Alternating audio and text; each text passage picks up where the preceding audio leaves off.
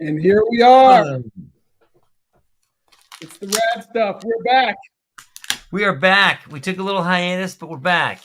You know, I needed to get baby number 2 into the world, and that takes a moment. And so, but I'm back.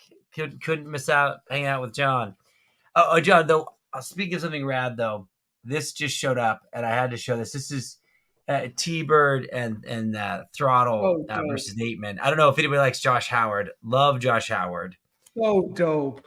Yeah, and then I mean this page here just kind of says, it's just such a great page, right? And you can see I loved this storyline in this world that he was building here. And anyways, I can't wait to see what the versus the 8-Men turns into. So that's a rad thing. Don't need to dive into it too deep. Just Josh Howard. He did that Dead at 17, and he's been doing this T-Bird and Throttle, and it's definitely my favorite book that Alterna has ever published. Dude, I didn't even know anything about that book. Oh, yeah. So it's like this guy has this engine they found on Mars, this rocket engine that goes into his chest.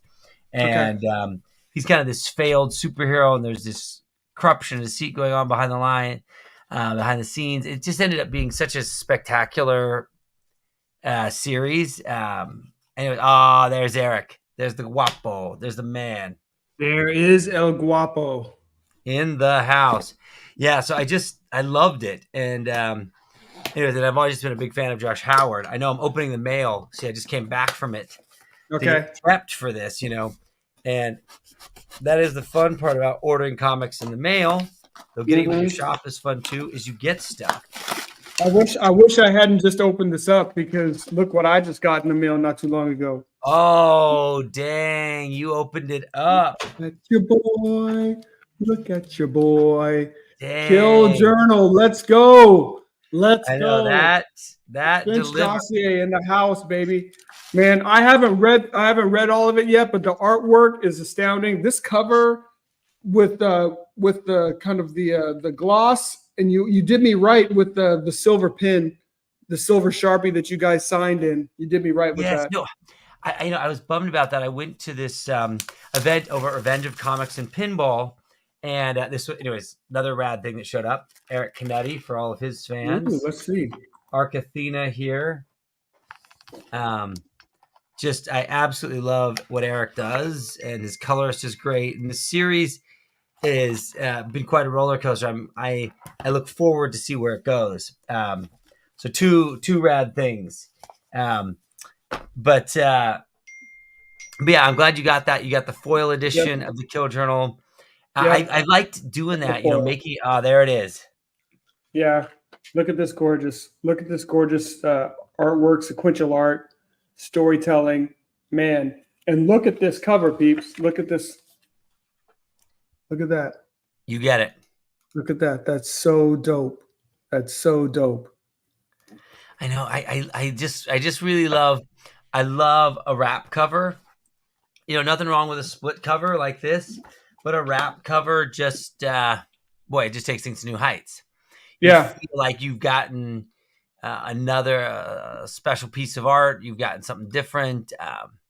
It's something I love about comics. You know, it's like Eric Canetti's book. I love it, but it's not a wrap. It's cool. It's got the storyline, but that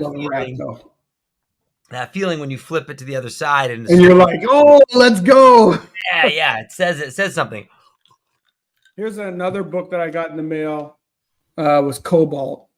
Oh, I don't know this one. Yeah, so I've seen. You know what? Like I told you, I haven't even had a chance to really open up my books yet. I just got them, so you know I haven't had a chance to read it yet. Just it's not a wrap, but our friends Red Valkyrie. They're Yes. represented on the back. And just, just for the quality of the artwork, bro. Look at that. I know. It's great, Look dude. I at that. love that. The sense of Yeah. motion. Yeah. Yeah. I love it. So, I mean, just a good looking book. I'm looking forward to diving into this. It's going to be a fun weekend for me. I've got Kill Journal, Complete Finch Dossier, and I've got Cobalt to hop into. Nice. So, I love that feeling of getting a book in the mail and what that feels like. It's such an interesting change in the industry, right? Like how much more we get stuff in the mail just in general in our lives, but certainly more in comics, especially if you're a crowdfunder and you're a first to market guy. Mm-hmm. But I'll tell you what's interesting is that I saw, so I saw that Mark Millar made a post. Yeah, I saw that. For anybody who doesn't know who Mark Millar is, he is the writer and creator of Kick-Ass and The Kingsman and Jupiter's Legacy, and he's arguably probably the most successful comic book creator in the modern world.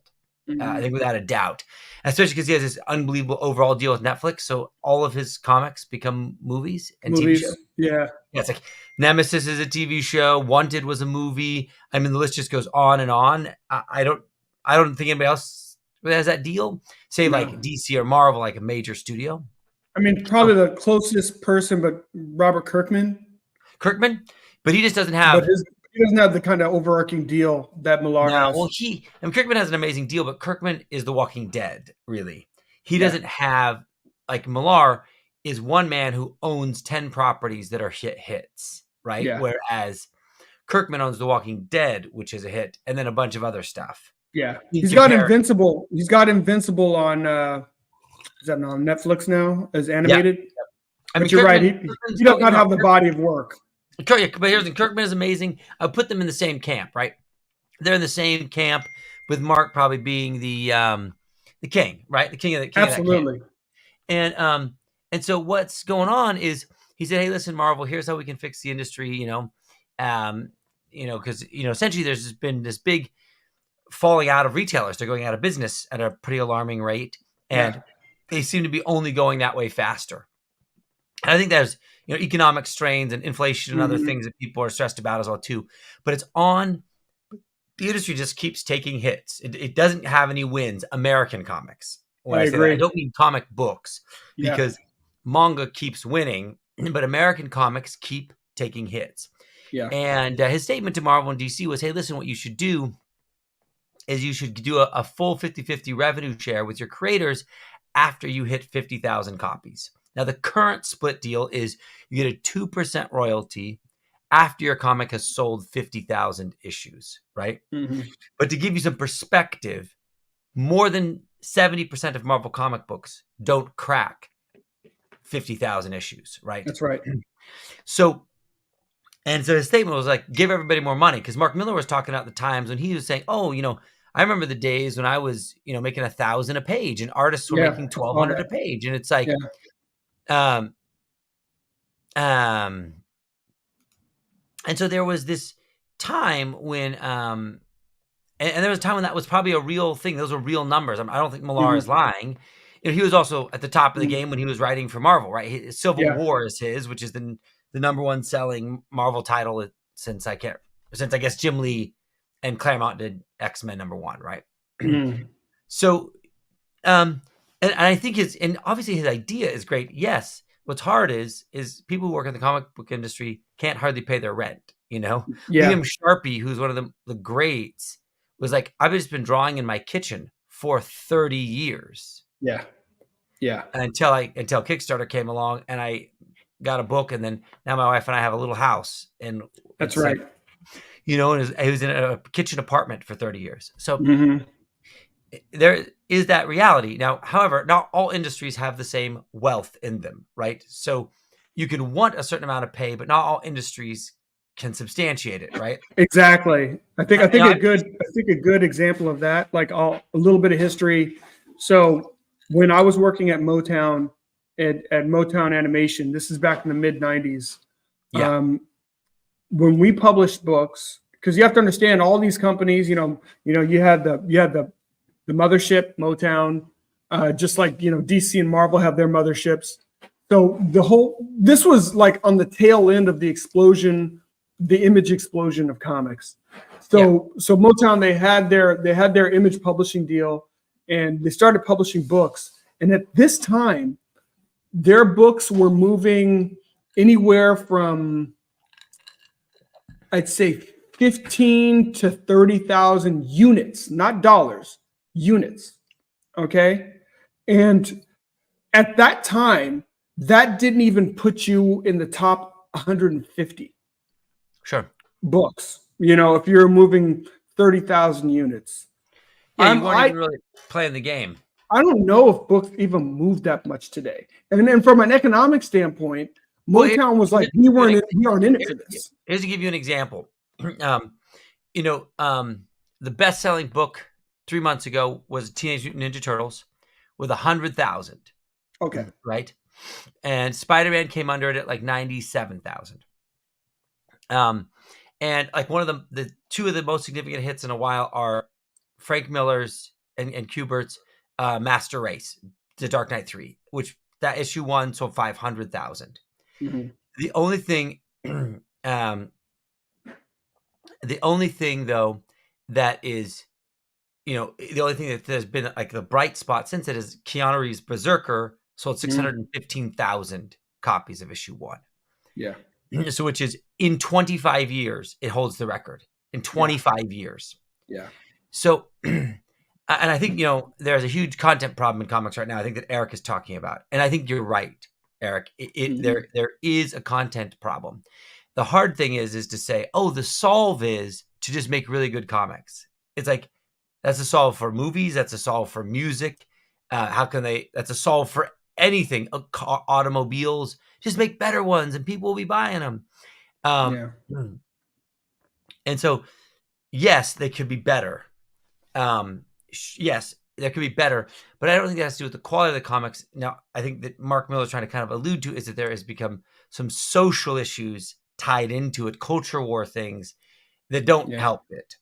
Yeah. But I think that, John, the real core of this is I was doing the math on some things, having a book. I have a book, The Exile with Wesley Snipes. It's in retail distribution and going through that mechanic. You start to realize that the reason your iPhone, I have this iPhone 15 Pro, is as good as it is because Apple has sold 1 billion phones. Right. So as a result from this, which is still expensive, it still is expensive to get this. But if you had to custom build one of these, it cost you hundreds of millions, right? Yeah. So the reason you and I can get this really powerful tool for a really modest cost is because they sold 1 billion of them. That's right. Right? It's the mass market. It's the reason why movies, you can spend $100 million on a movie because the masses show up to see them. So you can invest huge dollars in making them amazing. That's right. If only 50,000 people, that was the average attendance at a movie was 50,000, the American movie market would cease to exist. Yes. It would be like art projects and people, doing something for the love of the game. It would just be a love of the game thing. It would be like where comic books are now, right? It wouldn't be a proper business. And the catch of it is, when you could sell 1 million copies of a comic, just the math on that is everybody could get paid well and take risks and you could do exciting things. But when your audience is tiny, you have to have high markup, low cost items to make a living. But the problem is comic books are a mass market item. People get mad. That's the problem, right? They're a mass market item. They only have value. They only work as a business because of the numbers they sell. So at the core of it, think about it. If you have a comic book that sells 50,000 units, right? That comic book grows to 200 grand. Does the retailers take half of that? So you got 100 grand. Diamond or Luna, whoever, takes 10% of that. So now you got 90 grand. Then to print those 50,000 cost you, probably 75 cents a piece, right? So now that costs you, another, maybe 50,000, maybe 75 to 50 cents to 75 cents. So that's another almost, $25,000. So now you're down to, from 90, you're now down to $65,000. Yeah. Right. So you got, that's just, that's just hard costs. Then that 65,000, you got to pay people to make your book. Yeah. And if you paid $1,000 a page, everybody making good rates, you're 22,000 in plus covers. It's probably like 25,000. Yeah. You're 40 grand. And that 40 grand then has to cover the marketing, the conventions, the royalties, the overhead, the editor. All of it. It's a horrific business. Yeah. It wasn't always like that though. I mean, when I was younger, there was a distribution mechanism that went to the masses, and it was a different mechanism. It wasn't like the direct market. With the direct market, basically the folks distributing books, they took away any risk from themselves. So when comic book stores buy the books, you bought it, you own it. But before, it was more of a consignment model, but the books were everywhere. They were at 7-Eleven, they were at bookstores, they were at your local drugstore. So you could do a 1,000,000-unit Superman book. Yeah, there was some returns, there was stuff like that you have to factor into that. But it was like manga is today, especially like in Japan, it was readily accessible everywhere. So it was more of a part of the culture. People bought comics and kids would see comics. That's how I got into comics. I didn't get into comics because of, I had this innate desire for it. I saw them. They were I was with my mom, right? I was with my mom shopping, and there were comics right there at the comic book shop. I mean, not the comic book shop, but at the drugstore. Subsequently, as the model changed, you went to the direct model, and then I think for a while you could get comics in the comic shop, and you could also get them, at your local drugstore. And then I'm not too sure exactly what, I've heard a couple things played into it. I mean, part of it was maybe a purposeful play by kind of Diamond and Marvel and DC to corner the market and say, like, we can go directly to distributors and we can kind of control this. We can go directly to the bookstores. The good thing was there was already a good captive audience, but the bad thing when you do that is the only way I got to comic shops was first by getting my books in the local drugstore. So now you no longer have that landing point or that point of getting, of learning of comics. So what's happened? We've aged, things have changed, and there haven't been new readers added to this. And we can talk about even the content itself and the direction that the content have gone, but we've shrunk the market. The market has shrunk itself, that it's now a boutique market. It's now a specialty market. That's right. So it's a specialty market item. And so when something becomes a specialty market item, you no longer can afford to pay people great rates. It becomes a cottage industry. It can be cool, but it becomes a love of the game experience. Mm-hmm. And now for the very few people like Mark Millar, that have these incredible deals, and Kirkman, there are some creators in the mix, right? But as far as for a general reality, it's a rough ride. And so that's the catch of it is that without an increase to the base audience, you can never improve the rates. Right. But the catch-22 is, here's the most frightening statistic of all. Avengers Endgame, right, was they spent $397 million to make Avengers Endgame. Mm-hmm. One of the most expensive films ever made. Then it was the highest grossing movie ever made. And so if you can think about it, it did over $1 billion in sales, right? Which is hundreds of millions of people saw that. Yeah. But as a result of that film, the sales of Avengers comic books did not increase. Yeah. So you have the greatest advertising platform experience possible on earth. You spent $400 million to make an ad for Avengers. People that paid $15 to go see this ad, and nobody bought the comic still. Yeah. So that's the catch, is people like, what we consider superhero content. People like creative content. It's just then the access point is so bad. Exactly. That it doesn't really matter, because if you can make a movie that makes $1 billion and then nobody buys the comic, means there's no translation is happening. It means there's no bridge, incredible roadblock happening in between. And so, whereas like with manga and anime, they watch an anime on Netflix. Oh, that's cool, and they just go to Barnes and Nobles and get the manga. That's right. But the funny thing is, as a kid, when I watched The Incredible Hulk with Lou Ferrigno and Bill Bixby, man, you're darn sure I got those Hulk comics. And the thing is, the show and the comics weren't even like that simpatico. But you know what? I could go to the local drugstore, I could get Hulk comics, and on the cover of that Hulk comic, I still have some of those old ones. It says like just like a sensational TV show. And I'm like, oh, this is dope. You know what I mean? It's like, you have to have, like you said, a point of accessibility where people can get the books, and then just a little bit of work to bridge the gap. But none of that was done. Right. And then what's happened is then you have what Peter Simeti mentioned, which was, hey, we have a glut of content. Unfortunately, there is too much content, which it doesn't helpful, because it means, hey, less creators can't work, right? The catch of it is then if you go to a comic book shop and there are 300 options, and you're somebody who doesn't know them well. I mean, I've been collecting them for years. I make them, I crowdfund them, and I go into a comic shop and go, dude, I can't even, it's exhausting. Yeah. Save for a few shops that have really great layout, great design, and really make an active effort to like get you the book. Oh, you like this thing? Let me point this out. Right. Like I would say the A+ shop experience, right? But if you walk into even a decent shop experience, it's just a chaos, a cacophony of books. Yeah. Of single issue things that like, oh, that's a number 5. I don't even know what to do with that.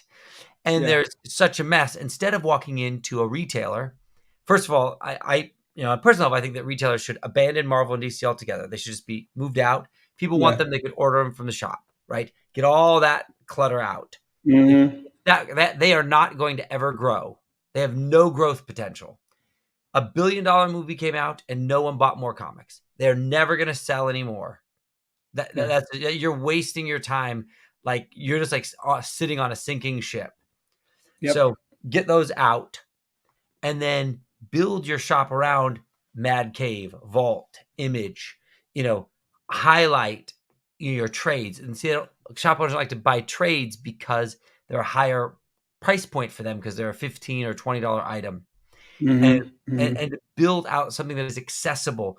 There's this amazing comic book shop here in LA called Revenge of Comics and Pinball, and that's where I met Rick Remender this last week. They had their own little convention, so to speak. They were doing these artists. They call it a block party. Okay. And inside this place, they have 30 pinball games. They've got a hangout area. They've got a lounge. They've got drinks. They've got comics. They've got all. You go to they have a phone booth you can go into and play video games. That's cool. It's like you just want to be in that space. And you want to be talking about whatever's happening. And that shop is not Marvel and DC focused either. They have Marvel and DC titles, but the majority of their titles are non-Marvel and DC. They do all kinds of signings. They have great budgets. It's like sometimes people just come out to play pinball and then grab something, right? Right. But they created an experience that people are like, I want to be in that space. And so they've created something, maybe as not mass market, but highly accessible and inviting. Right. You think about a Barnes and Noble versus your average local comic shop. Nothing wrong with retailers; they're trying hard. But I'm talking from a fan who doesn't understand that. Like there's just no comparison in the experience of being in the space. Yeah. And so, so that's the other thing is not only have they not only gone from mass market available everywhere you turn to now they're available in ultra rare shops.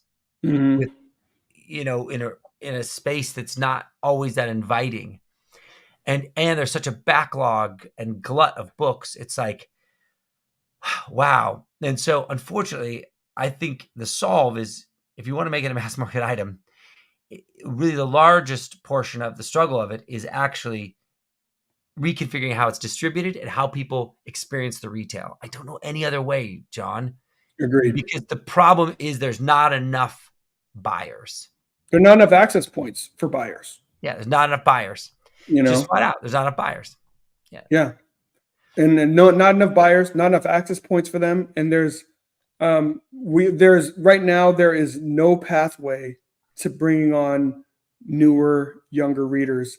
And part of the challenge also is that even if you go into a comic book shops are kind of FUBU. They're for us, by us. You know what I mean? Yeah. If you're not and that's not all shops. Some shops try to really work to help those that are maybe more neophytes, to get into it, but it's hard.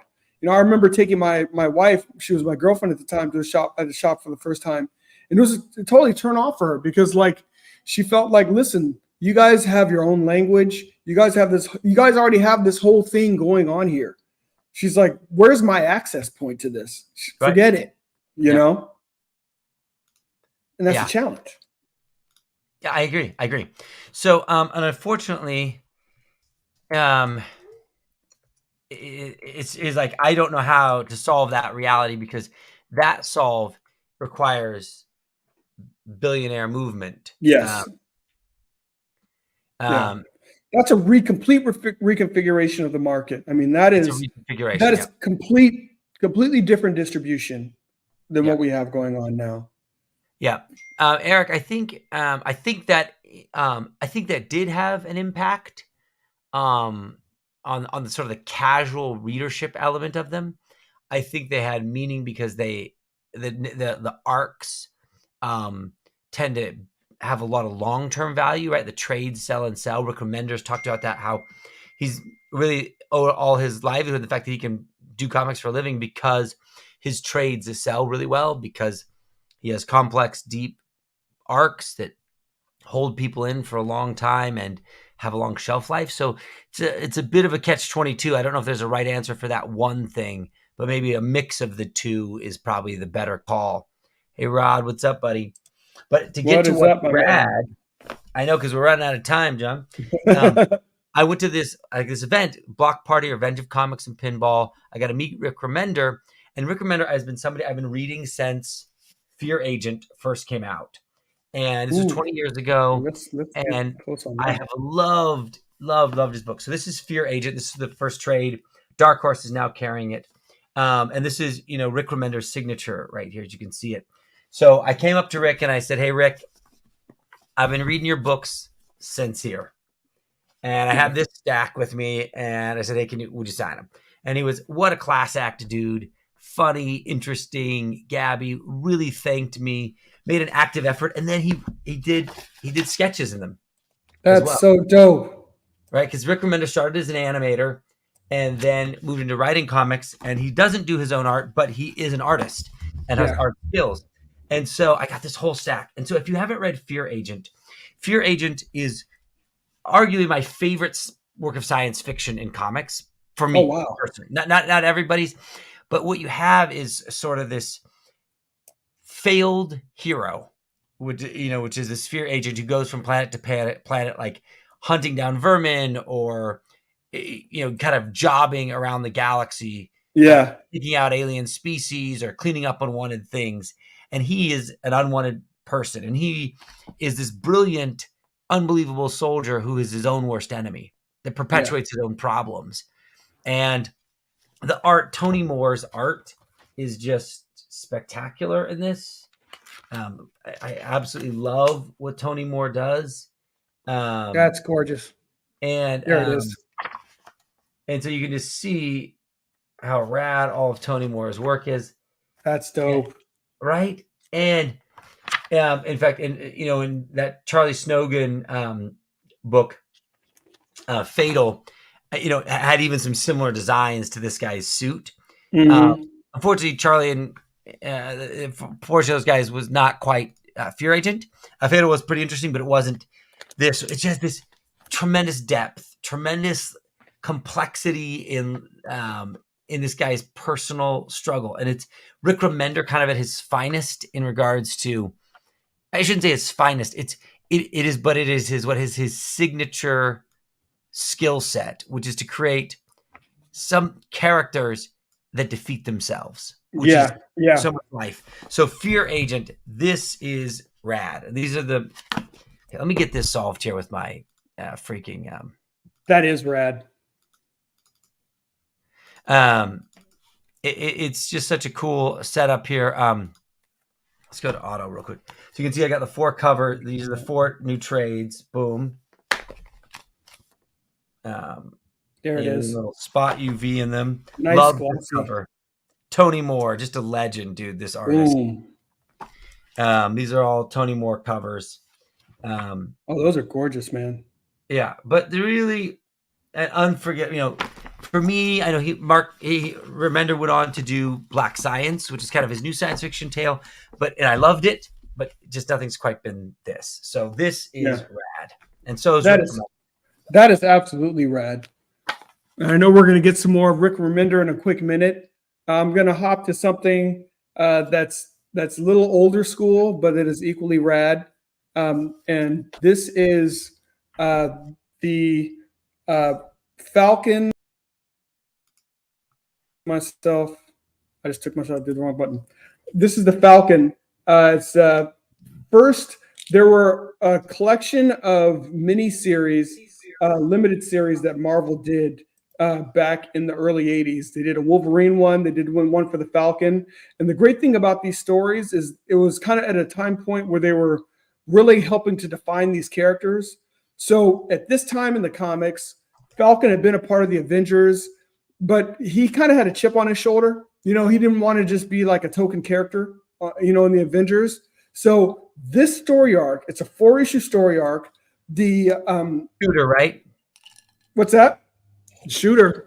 Yeah, I know. I feel like I wouldn't know you if I didn't know Shooter. You know what I mean? I've got 2 Shooter gyms today. Yeah. I'm sorry. Yeah. I can't help it. I'm a very predictable guy. I got 2 Rick Remenders. Yeah. I get it. I love Jim Shooter. Nothing wrong. Well, this story, I'll tell you why this is also special. So I didn't know who Jim Owsley was, but this was the first time that Jim Owsley had written a comic. And Jim Owsley, for those who don't know, is actually Christopher Priest.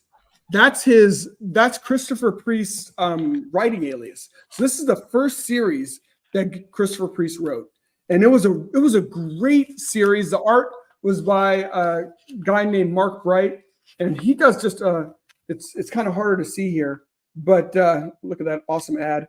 But his artwork is excellent. Just great action. One of the things that I loved about the story is it's really kind of a hero's tale of coming, a becoming for the Falcon. So it starts off in issue 1, and you have the Falcon. He comes back to his neighborhood. There's some issues there. There's some things going on, like in terms of a gang war, and he's really steps in to try and kind of help the neighborhood. But also he's trying to reestablish himself. He's kind of known as Captain America's sidekick. And so what I really love about this story is by the end of the story, that Falcon is awesome. So, he ends up fighting one of the Sentinels, like the Sentinels that will come after the X-Men. He battles a Sentinel. He battles another really kind of large armored foe here. You see he gets pretty good and tattered up, in the first issue. He finds himself, kind of squashing some of the leaders in the drug war. And then at the end, Electro goes on this tear. And Electro is basically looking to kill the president of the United States. And Electro in this book, he goes through the cops. He goes through he ends up beating Captain America. And the only thing standing between the president of the United States and Electro is Falcon. And Falcon finds a way to defeat Electro. And the whole point of the story isn't that Falcon is better than Captain America. That's not the point. The whole point is that the Falcon is a legitimate hero. Yeah. And he himself no longer had to be in the shadow. And honestly, for me as an old comic book head, that's actually one of the reasons why I never liked him taking on the mantle of Captain America. Because in the stories, he became comfortable in his own skin and became accepted as a hero. He didn't need this. Like Robin may want to become Batman, but the Falcon doesn't want to become Captain America. The Falcon is the Falcon. Yeah, see, well, I think the thing about it is I think it's a shame about it too, because I feel like once again, this TV series, like it's been a whole season like him kind of like, I don't know if I can do this. And it's like, instead of like, oh no, I don't need to do this. Yeah. I can just I'm complete enough on my own. Exactly. I think it's really the heart of what Falcon is. And it's probably for many sidekicks, right? Is like, hey, no, I'm not Cap, but I am me, which is just as enough. Exactly. And he's such a great character, Falcon. I think obviously he still stands to this day because he's so great. And I think Shooter's work on him is, seminal. It's absolutely. So the Falcon, if you guys go into dollar bins, you can probably get it just for these. If you find these for maybe like $3 or $4, honestly, if you find them in a dollar bin, they are so worth the ride.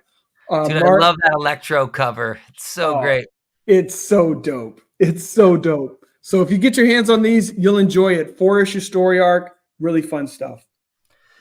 So the next thing that's rad is this. This is Jawbone Death. So this is my new book that'll be coming out in January. It's done. Nice. This is one of the pages from Jason Krager. You go to the link in my bio if you haven't already. I know, Eric, you probably have. You can sign up for the pre-launch, which gets you a free patch. Get you a free patch. But this is Lobo meets the Crow meets Mayhem. It's a failed, burned out biker who becomes the avatar of this ancient warrior, and he must stop this horde of monsters from invading. Look at that artwork, man. Goodness. Right? This is all traditional stuff. Ain't no AI here. Dope. Doing a commercial right now for Google AI, and this is not that. That's not that. No, this is real art, people. So that was a little plug for me. But here is what's rad.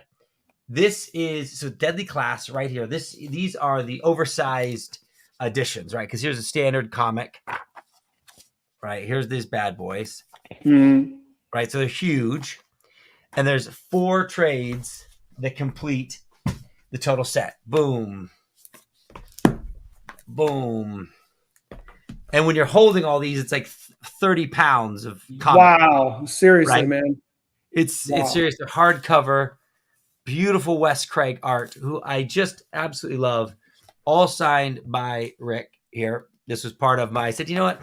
I'm going all in here. Just give me the whole set. I'll buy the whole dude, I don't care about money. But I love Deadly Class. So Deadly Class is a story of a teenage, call it orphan, runaway, who finds himself in a high school and gets recruited into this underground high school where they teach teenagers how to be assassins. And it's so angsty and gritty, and the voice on it is incredible. It's set in the 80s. Look at that. This is near the end of the series. It's 1997. I graduated.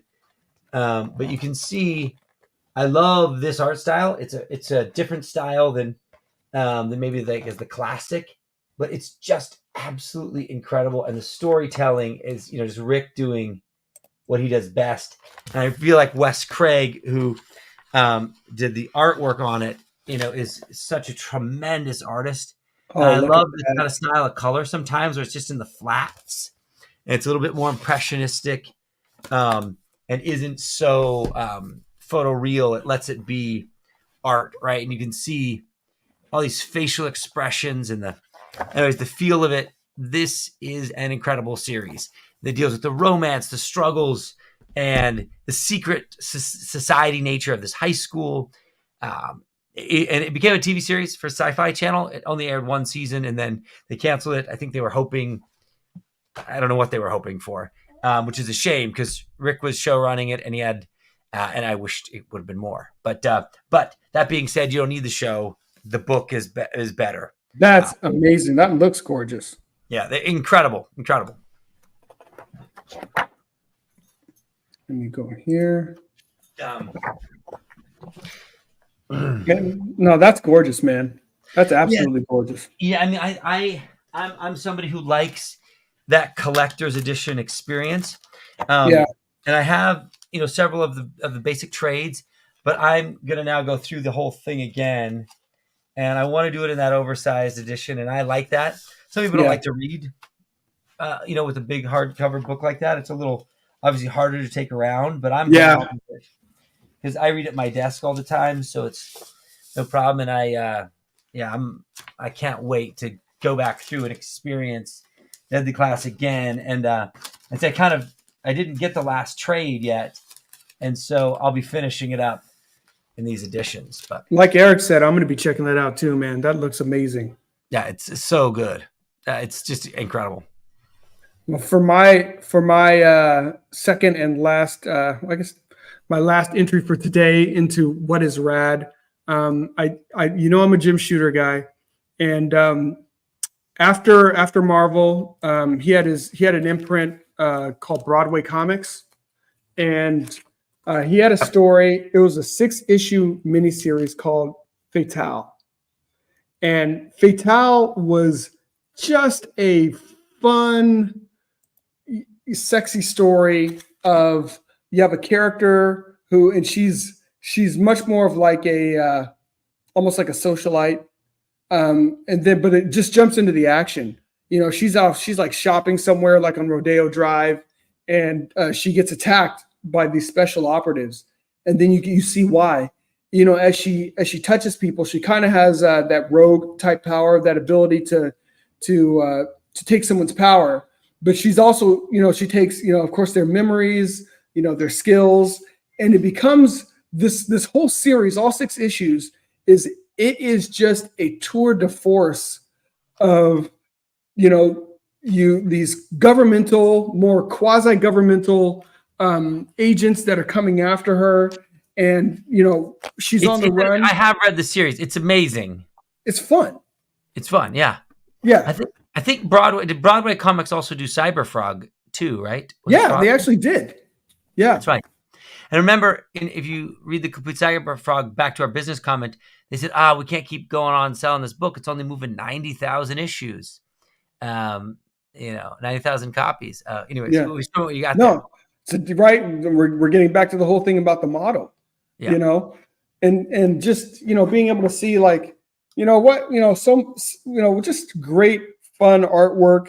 It's a great story, and there's actually some twists in it that you don't expect, as you kind of get down to the crux of the story, some things that are a little bit more arcane, a little bit more, I'd say almost like witchcrafty, that are happening in the story.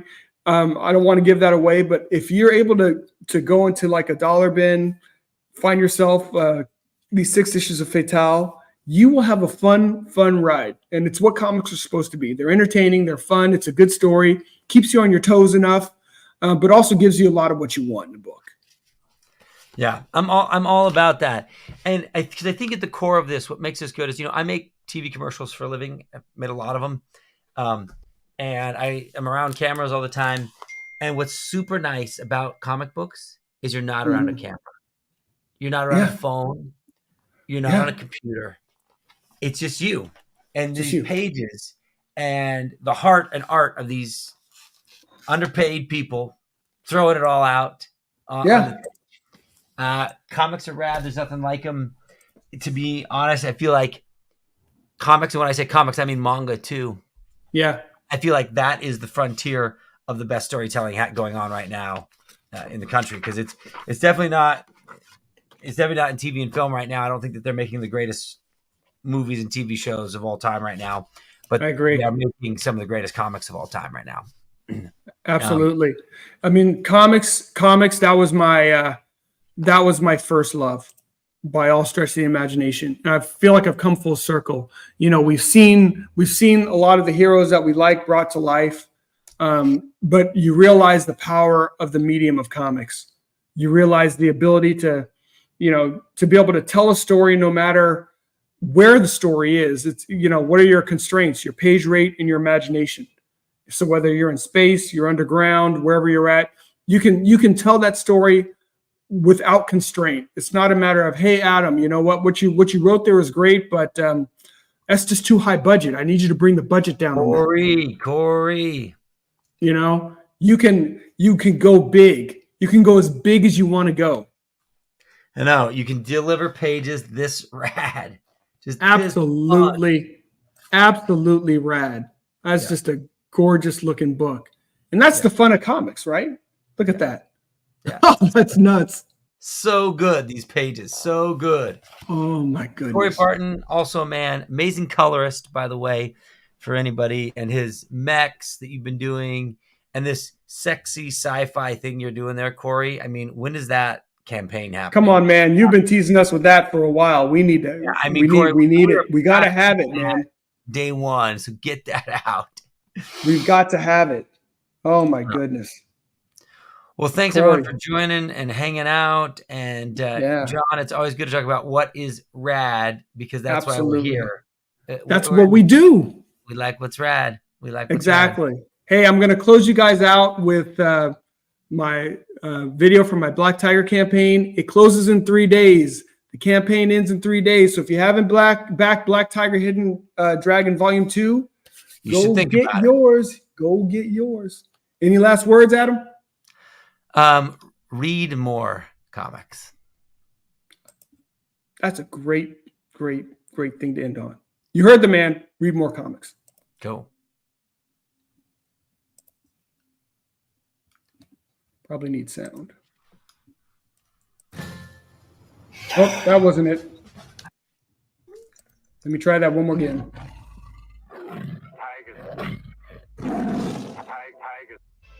Welcome, Beyond Time Travelers. We're excited to bring you the final 88-page chapter in the Black Tiger Hidden Dragon story arc, where the rubber meets the road as Assistant Defense Attorney Jen Fong must balance her career and personal life with her blossoming power and responsibilities as Black Tiger. Jen must survive an insidious game of death and a lethal encounter with the Metahuman Activities Division of the Los Santos Police Department as the city streets run ablaze with criminal activity.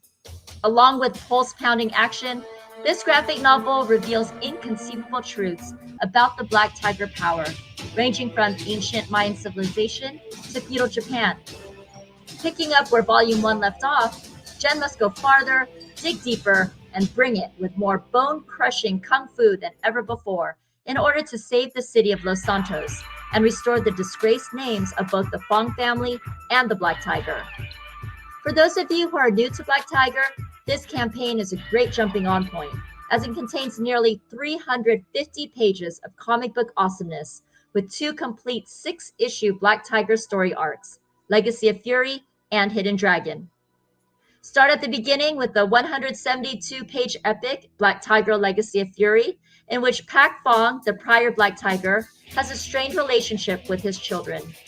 His daughter Jen is a straight as an arrow assistant DA, whom Pak has inadvertently lost in the shuffle as he focuses his attention on his prodigal son Eric. Unbeknownst to Jen, Eric is the heir to the Black Tiger power and an enforcer in the Red Dragon Triad, the most brutal gang in Chinatown. When an assassin's bullet ends Pak's life and grants the power to Eric, the family is shattered. Pak's web of secrets drives brother and sister onto separate journeys that collide as the fate of the city and the mantle of the Black Tiger hangs in the balance. All production is 100% complete as we continue our mission to bring you the very best in comic book entertainment. Join us for boundless imagination.